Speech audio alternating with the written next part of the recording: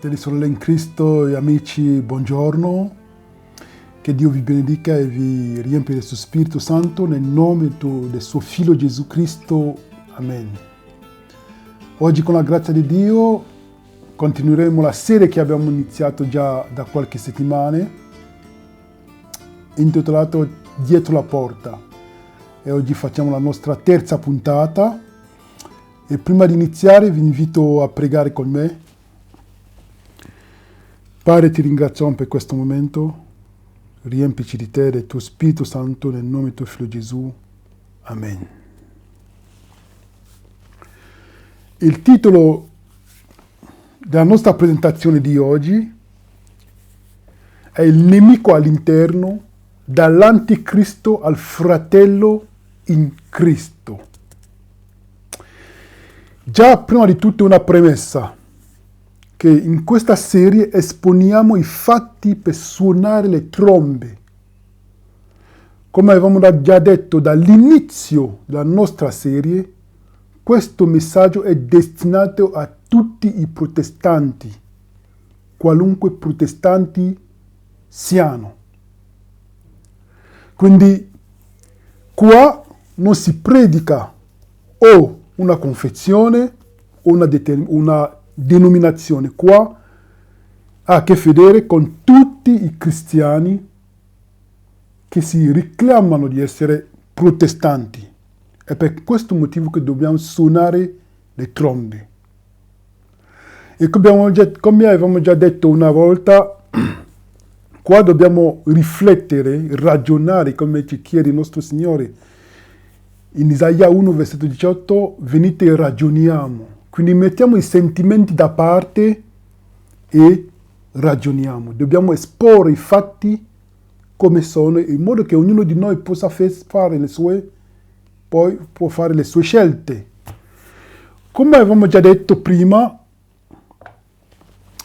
avevamo iniziato questa serie già parlando dell'identità dei Gesuiti e avevamo detto che loro, quando vengono a noi, non si potranno mai presentare come lupi, ma come pecore, oppure lupi travestiti da pecore. E ricordiamoci che avevamo letto questo, in questa fonte, la storia del protestantesimo.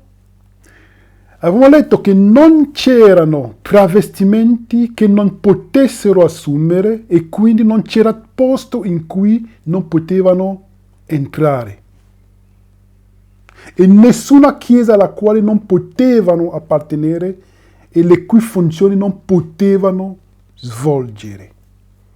Perché abbiamo visto come all'inizio di questa serie abbiamo visto che loro hanno proprio sono bravi a poter infiltrarsi e avevamo già notato che il loro compito,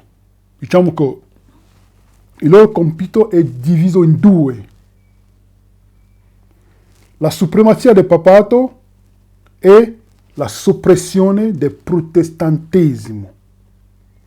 E come possiamo leggere insieme nella parola ispirata nel Gran Conflitto, questo qua in francese, però abbiamo tradotto, i protestanti di tutta la cristianità erano circondati da formidabili nemici.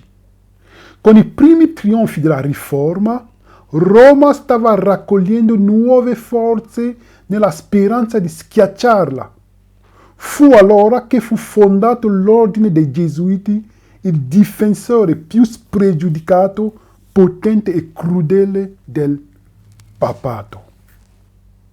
E possiamo anche leggere qua la parte che è evidenziata. Sotto vari travestimenti, i Gesuiti si insinuarono negli uffici statali, divennero consiglieri dei re e diressero la politica delle nazioni. Si sono fatti seri per spiare i loro padroni.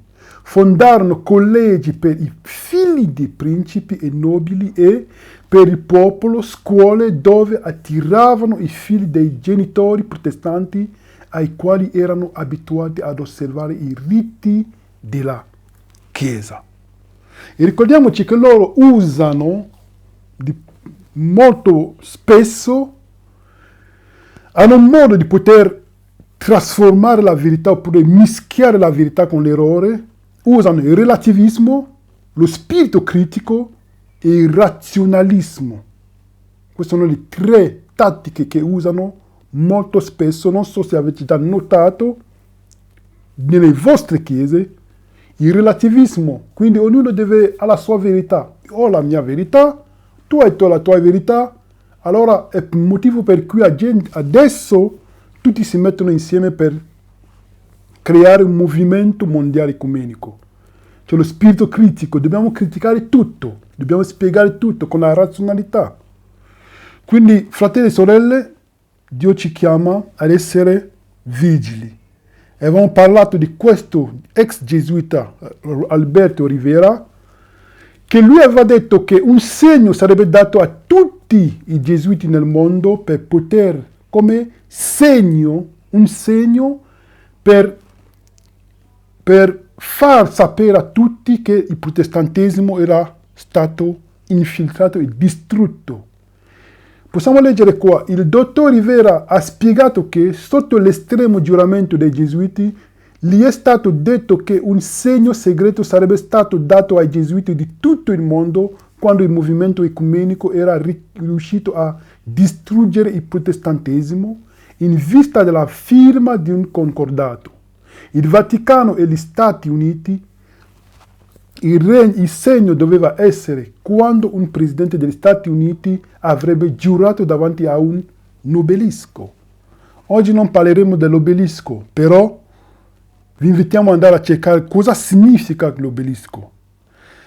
E sappiamo che il primo presidente a aver giurato davanti a un obelisco è stato Ronald Reagan nel 26 gennaio 1981. E possiamo vedere qua come c'è stata questa alleanza santa fra il papato e gli Stati Uniti.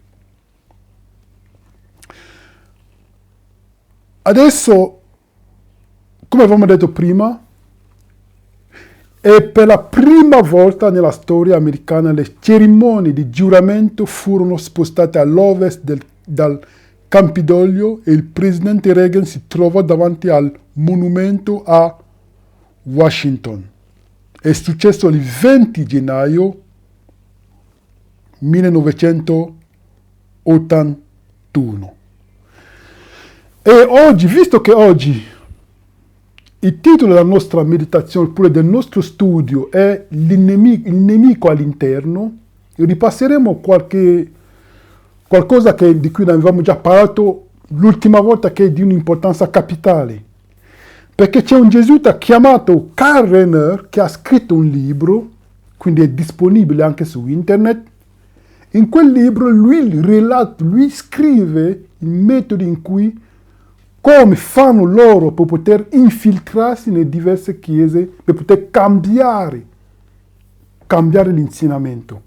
E se qualcuno non è focalizzato oppure non è ancorato sulla parola di Dio, si troverà a seguire l'uomo invece di seguire Gesù Cristo.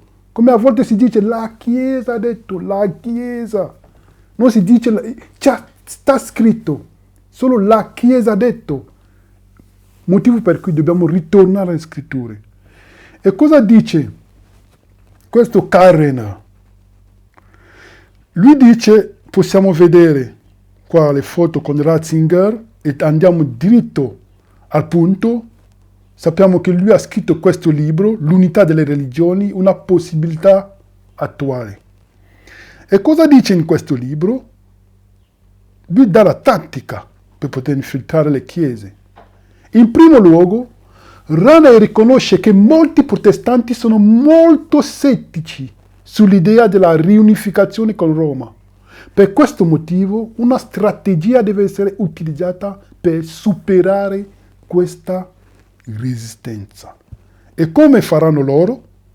Prima di entrare nel pubblico dominio, corteggiare pacificamente i maestri del pensiero nelle chiese che volete influenzare, sulla base delle loro conoscenze teologiche, afferma Rahner.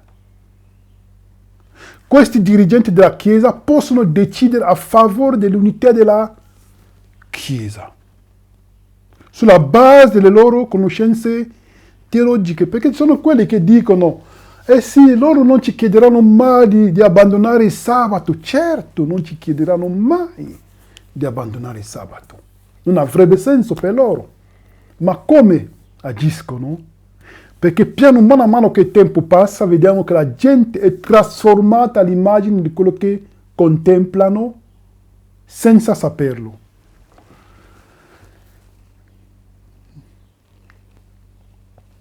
La decisione di unificare sarà presa privatamente da un numero limitato di leader. E quando queste decisioni sono prese, non sono prese nel comitato. Il popolo, oppure la gente si rende solo conto si trova davanti ai fatti. E quindi sarà necessario aspettare fino a quando non lavoreranno politicamente per vendere l'idea alla propria gente. Quindi chi lavora per vendere l'idea alla propria gente sono i pastori, sono i maestri del pensiero, perché sono quelli che sono stati corteggiati. E loro dicono, usando ovviamente i termini e le idee che saranno facilmente accettati dalla gente della loro chiesa. Nessuno può parlare la lingua di una chiesa meglio di qualcuno che ne fa parte. E poi possiamo continuare. Una volta che i leader del pensiero di una particolare chiesa sono determinati per l'unità, svolgeranno con cura il loro compito politico. E a un certo momento della cosa accadrà, come avevamo detto anche l'ultima volta. In terzo luogo, le singole denominazioni rimarrebbero al loro posto, le organizzazioni ecclesiali rimarrebbero intatte, avresti ancora l'impressione che tutte le denominazioni che esistevano prima siano ancora in atto. Ma nella tesi di questo libro è chiaro che si dirà che tutti riconoscono l'autorità del Papa. Tutte le chiese partner riconoscono il significato e il diritto del servizio del Papa di Roma ad essere il garante visibile dell'unità della Chiesa. E vediamo che siamo a questo punto. Tutti adesso lodano il papato, anche dall'alto dei nostri pulpiti.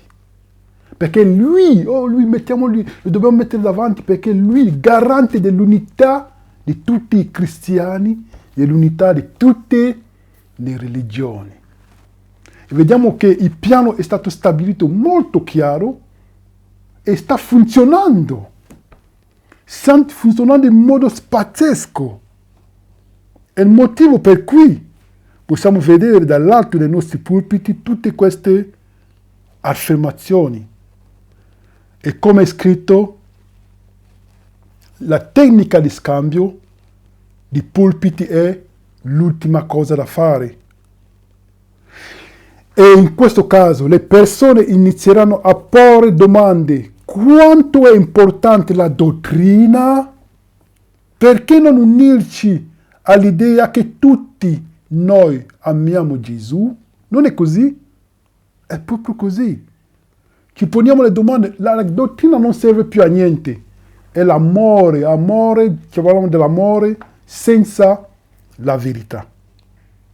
E notiamo che questo piano sta funzionando bene. Quindi non ci dobbiamo spaventare quando scandalizzare quando sentiamo dei messaggi strani alla lode del papato, alla lode di tante altre cose di cui parleremo anche in altre puntate. Qua abbiamo il presidente il presidente della conferenza generale della Chiesa Adventista del Settimo Giorno, Ted Wilson, con l'ex presidente della conferenza generale,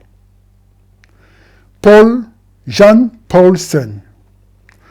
C'è una cosa che ha attirato la nostra attenzione di Jan Paulsen, che possiamo notare che Jan Paulsen, lui ha studiato nell'Università di Tübingen, come potete vedere allo schermo.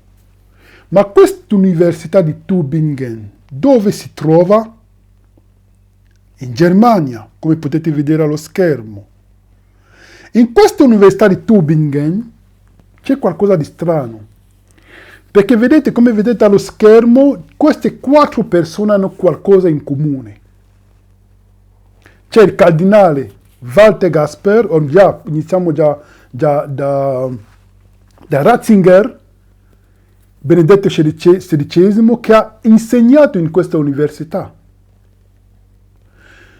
E questa università è un'università pro-cattolica.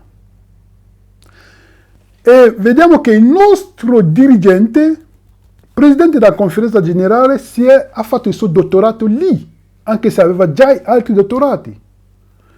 E abbiamo il cardinale Walter Gasper, presidente emerito del Pontificio Consiglio per la promozione dell'unità dei cristiani. Quindi anche lui era docente lì. E abbiamo questo qua, Hans Kung, non so se vi ricordate di Hans Kung, vi invitiamo a seguire, a guardare lo studio che abbiamo fatto, la serie che abbiamo fatto sull'ecumenismo. Vedete che nella terza puntata, mi sa, in cui è intitolato Lo spirito dietro all'ecumenismo, qual è lo spirito dietro, lì sentirete ben parlare di parlare in modo dettagliato di questo professor Hans Kung. E qual è il rapporto fra Hans Kung e questi qua? Hans Kung è un prete cattolico e teologo svizzero.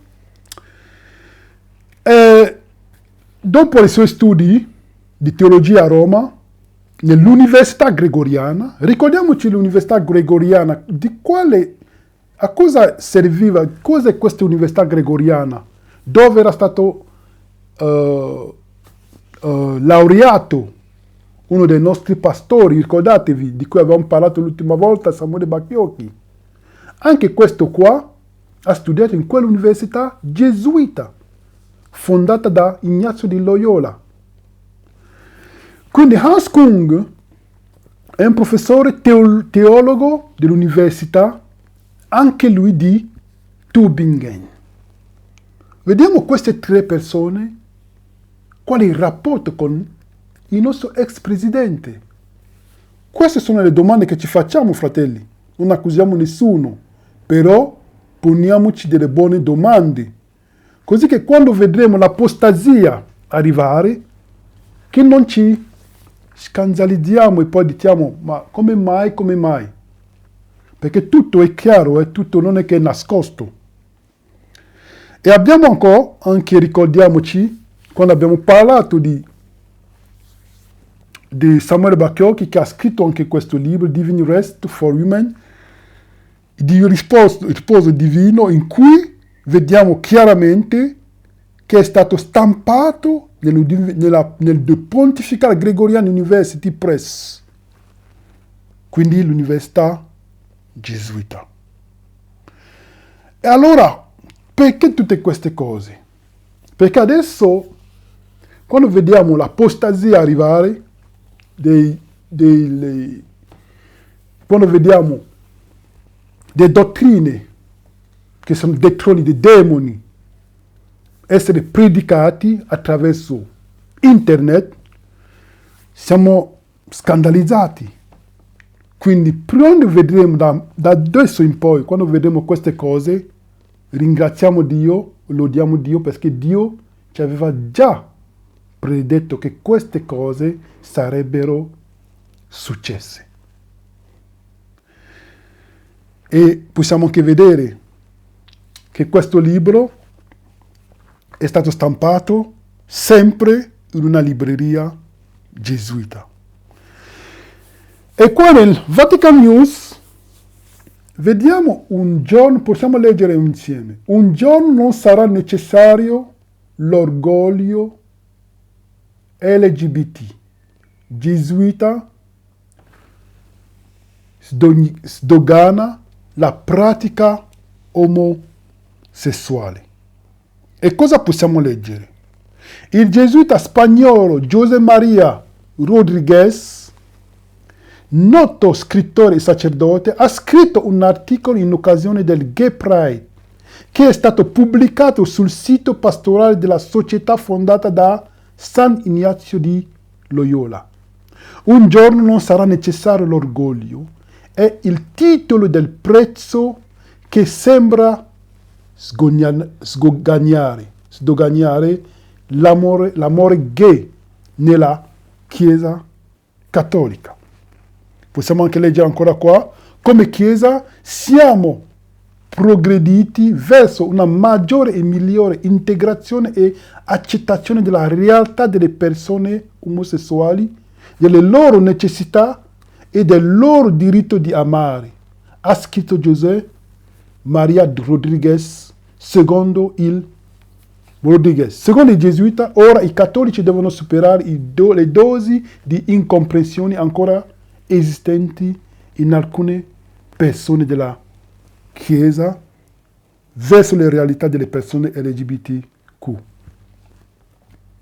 Quindi, fratelli, queste cose sono reali.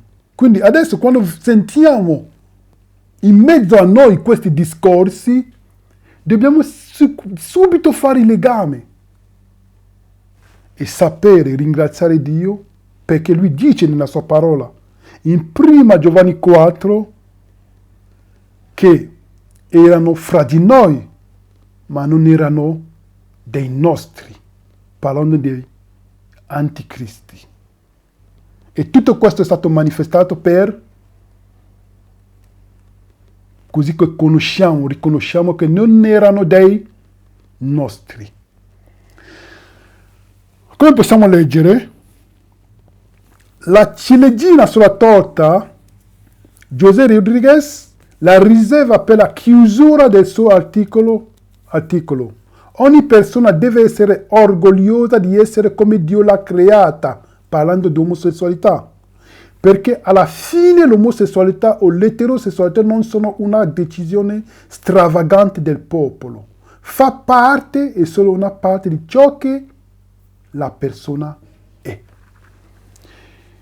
Nel giornale.it, Gesuiti shock sugli omosessuali, è un dono di Dio averli fra noi. Hanno un piano, fratelli e sorelle. Come avevamo detto l'ultima volta, li riconoscete dai loro frutti. E vediamo che tutto questo portato a cosa? Ricordiamoci che il punto essenziale, i due punti principali sono la supremazia del papato e la soppressione del protestantesimo.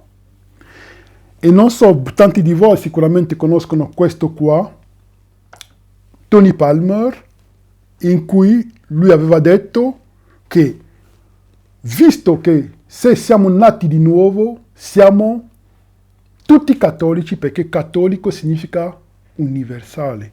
In questa conferenza dove c'erano tutti i protestanti del mondo. To prepare the way for the Lord. And we know that prophecy always has a double fulfillment. And we know that Elijah will come before the second coming as well. And I've understood that the spirit of Elijah is the spirit of reconciliation, to return hearts to each other. This is very important. We know that the first 1,000 years there was one church, it was called the Catholic Church, and the word Catholic means universal, it doesn't mean Roman. Catholic means if you're born again, raise your hand if you're born again. You're a Catholic. Quindi, fratelli e sorelle, lui sta dicendo praticamente che se voi siete nati di nuovo, siete tutti cattolici. È a questo che stiamo arrivando. E lui ha parlato del secondo Elia, oppure dell'Elia che doveva venire, per fare in modo che gli uni si riconciliano con gli altri. L'Elia che doveva venire. Ma quello è questo Elia. Chi è questo Elia? Un falso Elia sicuramente. E possiamo vedere anche il discorso di Papa Francesco che dice questo. Per poter mangiare, ma andavano a comprare, avevano i soldi, ma non potevano mangiare i soldi. E lì hanno trovato qualcosa più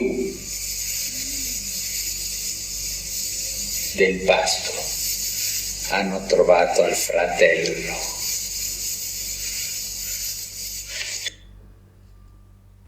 E come siamo, ricordiamoci che avevamo detto anche l'ultima volta,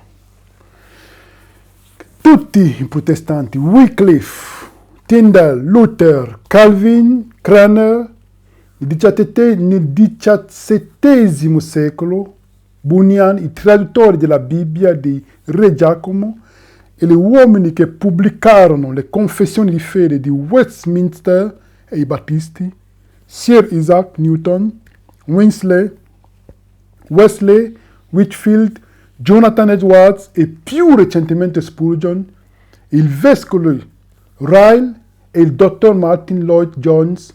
Questi uomini, tra innumerevoli altri, tutti vedevano l'ufficio del papato come l'anticristo. Ma solo che da anticristo è diventato fratello in Cristo, come possiamo vedere su questa rivista. E vediamo qua il Robert Schuller che dice: è ora che i protestanti vadano dal pastore, il Papa, e gli chiedano cosa dobbiamo fare per tornare a casa. Non è quello che abbiamo visto nei video. C'è il Papa Francesco che lui cita la storia di Giuseppe e i suoi fratelli, e i suoi fratelli che l'hanno venduto in Egitto. E poi a un certo momento i suoi fratelli ritornano in Egitto con i soldi, ma non avevano di cosa mangiare. Avevano i soldi, ma non potevano mangiare i soldi. E ritornano da Giuseppe. Quindi i protestanti rappresentano i fratelli di Giuseppe. E Giuseppe, secondo l'interpretazione del papato, rappresenterebbe il Papa. Cosa sta dicendo?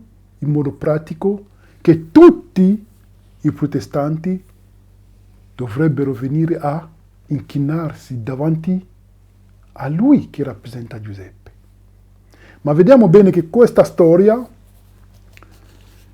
è alla rovescia che l'ha spiegata questa storia. In realtà questa storia è tutta un'altra cosa. Poi forse un altro studio ne parleremo bene. Perché Giuseppe, per guardare qualche spunto, Giuseppe è colui che ha i sogni.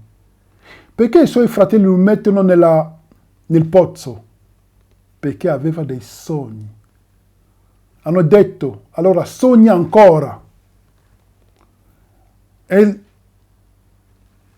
alla fine dell'età presente, Dio suscita un movimento che ha dei sogni, che dovrebbe essere venduto come è stato venduto Giuseppe in Egitto.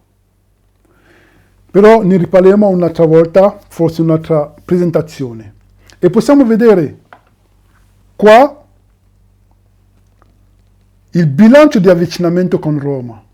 Nel 1999 la Federazione Luterana Mondiale, nel 2006 Consiglio Metodista, 2009 gli Anglicani, poi i Battisti, Luterani, Dissidenti, Ortodossi, Calvinisti, Riformati, Pentecostali, Carismatici.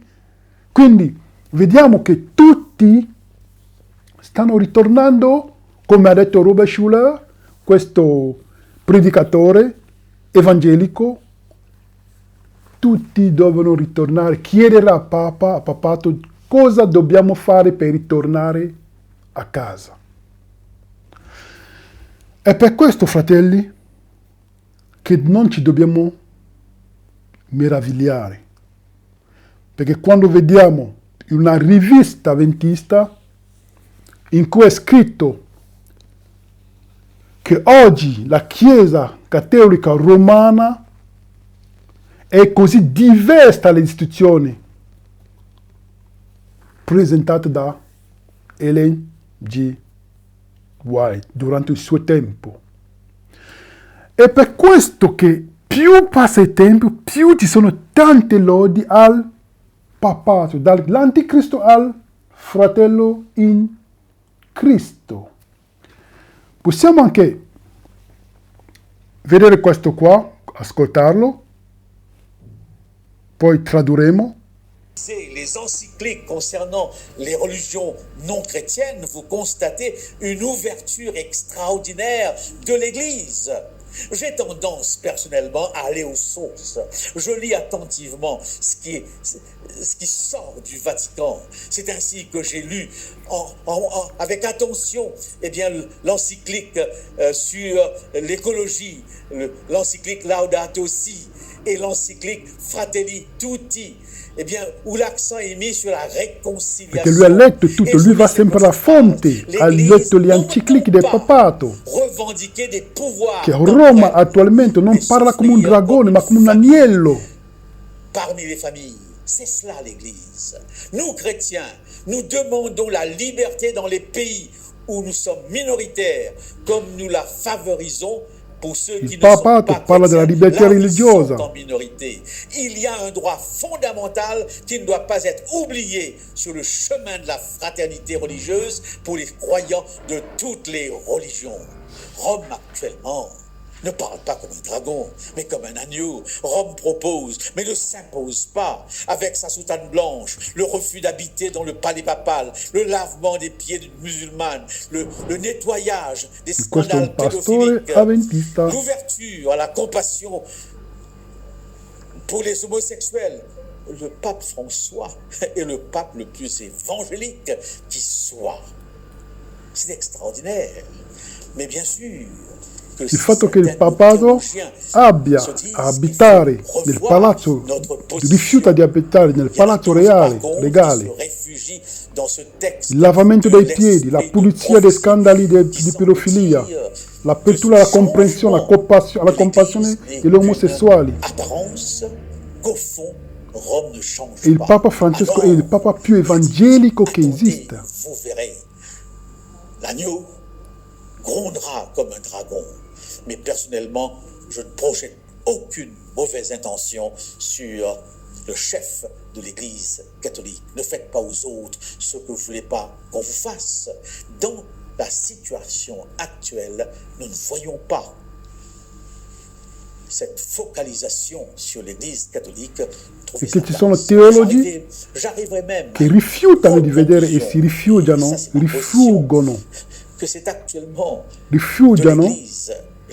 nel testo dello Spirito di profezia che dice che questo cambiamento è solo un'apparenza e che in fondo Roma non cambia.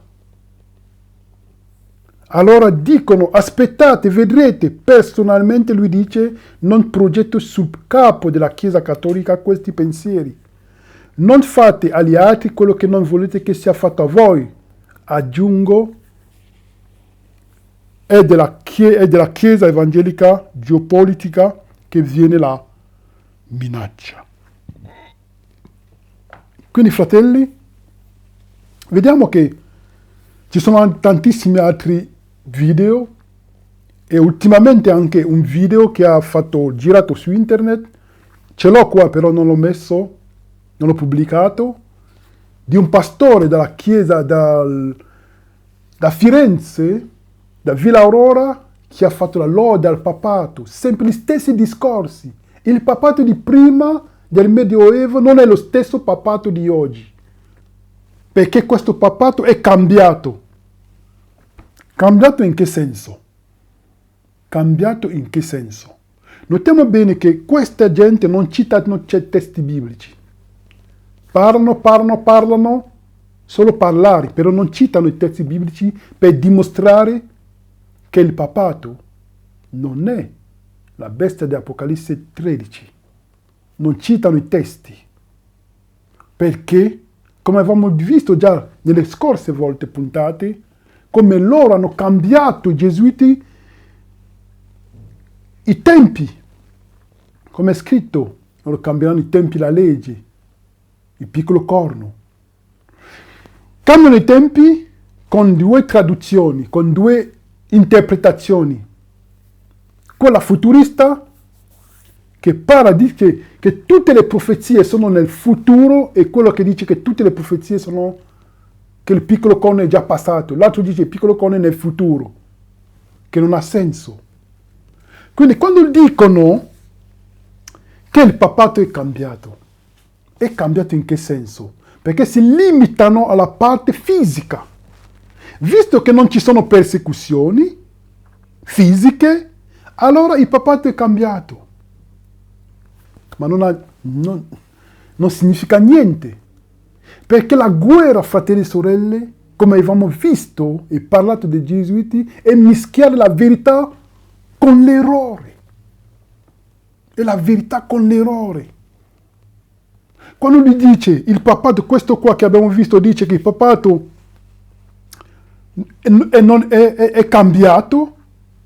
è cambiato in che senso? In modo pratico. Perché lui dà da mangiare ai poveri, perché lui dà da bere agli affamati oppure a quelli che hanno sete. Non è questo l'importante. La parte importante è sulla parola. Lui dice il papato non parla come un dragone, ma come un agnello. Questo anche l'ho sentito da Firenze. Come un agnello. In che senso come un agnello? Chi è il dragone? Perché lui dice che il papato non parla come un dragone, ma come un agnello. E tanti di loro domandano chi è il dragone. Abbiamo la risposta in Apocalisse 12, versetto 9. Il dragone è il serpente antico chiamato diavolo Satana. Possiamo leggere insieme. E vediamo se veramente il papato è cambiato. Il grande dragone, il serpente antico, che è chiamato diavolo e Satana, il seduttore di tutto il mondo, fu gettato giù, fu gettato sulla terra, e con lui furono gettati anche i suoi angeli. È cambiato o non è cambiato? E chi era il serpente antico? Se andiamo in Genesi 3, versetto 4 a 5, il serpente disse alla donna, non morirete affatto, ma Dio sa che nel giorno che ne mangerete, i vostri occhi si apriranno e sarete come Dio, avendo la conoscenza del bene e del male. Cosa ha fatto Lucifero, Satana qua, attraverso il serpente? Il serpente antico, che è chiamato il diavolo Satana, cosa sta predicando? L'immortalità dell'anima. Dicono che il papato non è cambiato. Il papato non predica l'immortalità dell'anima perché loro si limitano alla persecuzione fisica. Quando il vero pericolo non è fisico, ma spirituale. E la parola è spirituale. Gesù Cristo dice, la parola che vi ho detto è spirito e verità, in Giovanni 6, versetto 63. La parola che vi ho detto è spirito e verità, quindi la guerra è sulla parola di Dio. Vediamo se il papato è cambiato. In Apocalisse 13, versetto 2, la bestia che io vidi era simile a un leopardo, i suoi piedi erano come quelli dell'orso e la bocca come quella del leone. Il dragone le diede la sua potenza, il suo trono una grande autorità. Chi è il dragone? Il serpente antico, chiamato diavolo e Satana. Lui dà la sua potenza alla bestia. Chi è la bestia? Vi invitiamo a vedere la serie che abbiamo fatto insieme al fratello Marco su questo argomento. Chi è la bestia? chi è il piccolo corno, visto che il piccolo corno corrisponde alla bestia. A parte se noi abbiamo delle interpretazioni futuristiche oppure quelle passate, invece di avere l'interpretazione storica, la vera interpretazione. Allora chi è questa bestia che ha le stesse caratteristiche di quella che si trova in Daniele capitolo 7 e in Daniele capitolo 8? È cambiata? Non è cambiata affatto, per niente. Perché qual è l'arma dei gesuiti? Ricordiamoci che il papato è un gesuita. Qual è l'arma? Per combatterli, vediamo cosa dice la parola ispirata. Per combatterli, il gesuitismo ispirava ai suoi discepoli un fanatismo che permetteva loro di affrontare gli stessi pericoli e di opporre la verità a tutte le armi dell'errore. Quindi, ritorniamo alla nostra domanda. Il papato è cambiato, sì o no? Solo perché non perseguita in modo fisico, ma spiritualmente, quante persone sono perse? Perché loro parlano secondo la carne. Sì, il papato non si perseguita, quindi il papato del Medioevo ha parlato, non parla come un dragone, ma come un agnello. Come un agnello. E se vediamo un po' come stiamo cercando di rispondere alla domanda se è cambiato, abbiamo sempre la falsa unità, un falso stato dei morti, è cambiato una falsa pace, quando loro dichiareranno pace e sicurezza, una grande rovina gli cadranno addosso. Un falso pastore, un falso Cristo, un falso battesimo, è cambiato una falsa trinità, un falso dialogo, un falso giorno di riposo, un carattere distorto di Dio. Ritorniamo alla nostra domanda. Il papato è cambiato? Nel Medioevo ha combattuto contro la parola, cercando di fare che la parola non arrivasse a quelli normali, la gente normale di ogni giorno, la gente che è povera. Facendo di tutto per impedire che la Bibbia venisse letta. Quando Lucifero, oppure Satana l'avversario, non è riuscito, cosa ha fatto? Ha soppresso la Bibbia durante la Rivoluzione francese. Quando, dopo questo, cosa è successo? Vedendo che non abbitiva niente e che la gente diventava ancora più malvagia, hanno reintrodotto la Bibbia. Cosa hanno fatto ancora? Allora dovevano leggere solo i sacerdoti la Bibbia, gli altri no. Cosa hanno fatto? Più quando vediamo che il nemico cambia sempre di tattica. E adesso come fa? Mischia la verità con l'errore.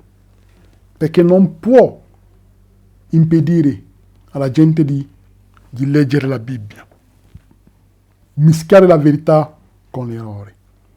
Cosa ha fatto il piccolo corno? È cambiato? Abbiamo visto attraverso il santuario, vediamo il piano della redenzione. Vediamo come il piccolo corno, oppure la bestia di Apocalisse 13 che sale dal mare, o il papato, hanno calpestato la verità.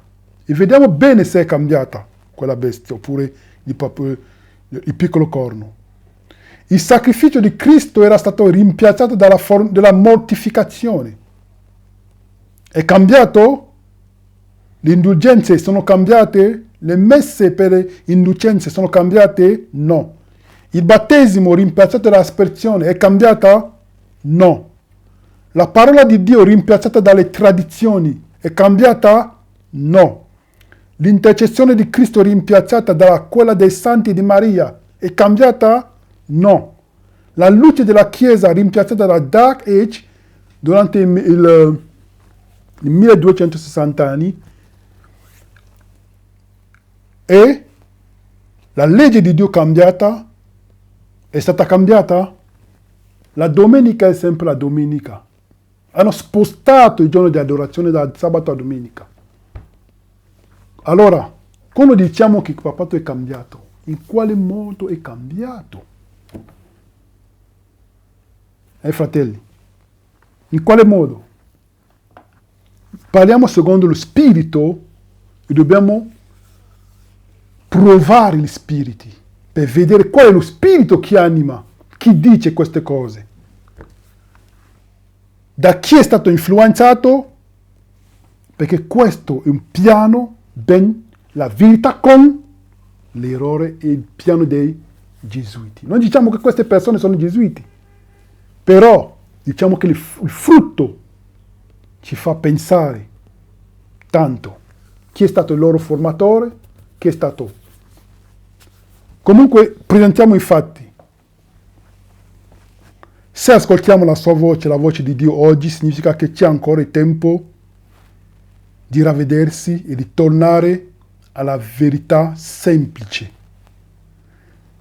Vediamo bene, il piccolo corno ha combattuto contro il piano della redenzione attraverso il santuario.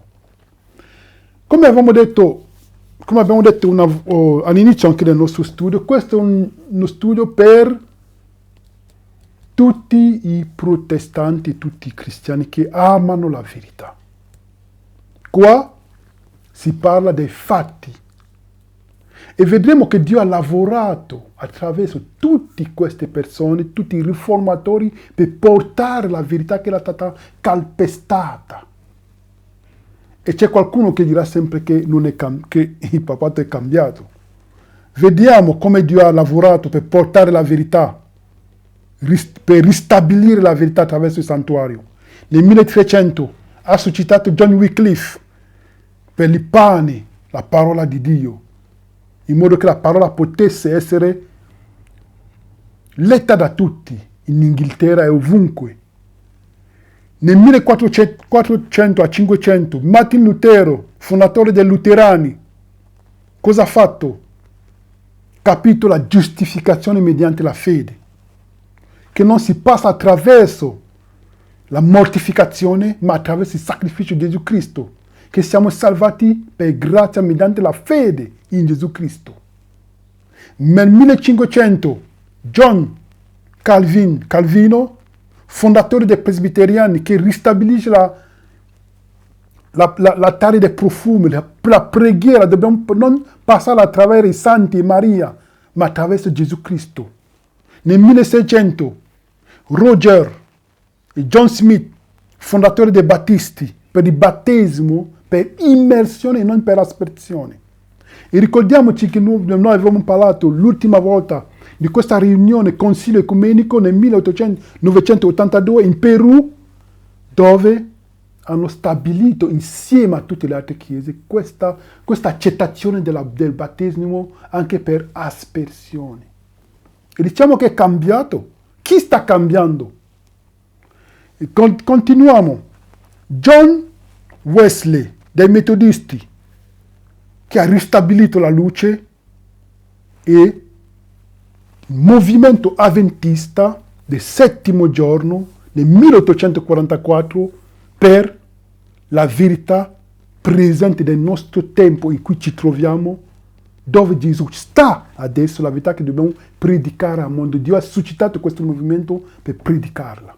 Motivo per cui parliamo di tutti, non diciamo che uno è migliore, però migliore dell'altro. Stiamo ristabilendo tutto, grazie a Dio, per la salvezza delle anime. Il piccolo corno è cambiato? Mi piacerebbe sapere cosa avrebbero da rispondere. Se diranno ancora che il papato è cambiato. Cambiato per niente. Non è cambiato per niente, fratelli. Questi sono quelli che abbiamo citato attraverso il santuario. Questo è, fratelli e sorelle. E notiamo bene che noi quando Dio ha dato il suo santuario, era per una progressione nella luce. Quando ha suscitato Lutero è rimasto sempre a seguire, anche se avesse capito la giustizia mediante la fede. lui comunque continuava a osservare la domenica.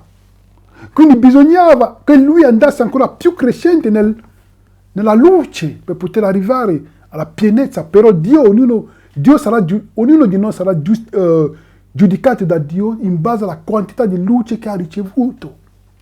Però la quantità di luce che abbiamo ricevuto non può far sì che noi rimaniamo al livello che siamo.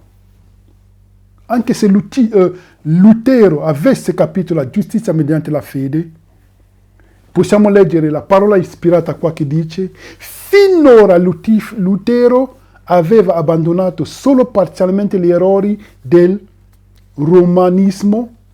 Un paragone dei decreti e delle costituzioni di Roma con le sacre scritture lo ha gettato nel più profondo stupore. Ho letto i decreti dei pontefici, scrive a Spalatin, e non so se il Papa è l'anticristo stesso o se è il suo apostolo, così viene denaturato e crocifisso. Così Cristo è così denaturato e crocifisso.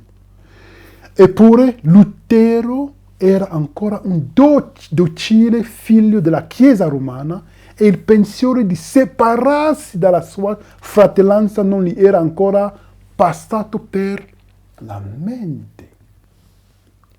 Quindi metodisti, presbiteriani, luterani, tutte queste persone dovevano continuare nella ricerca della verità fino ad arrivare nel luogo santissimo dove si trova la verità presente, dove c'è l'arca dell'alleanza con dentro i 10 comandamenti, la verga d'Aarone e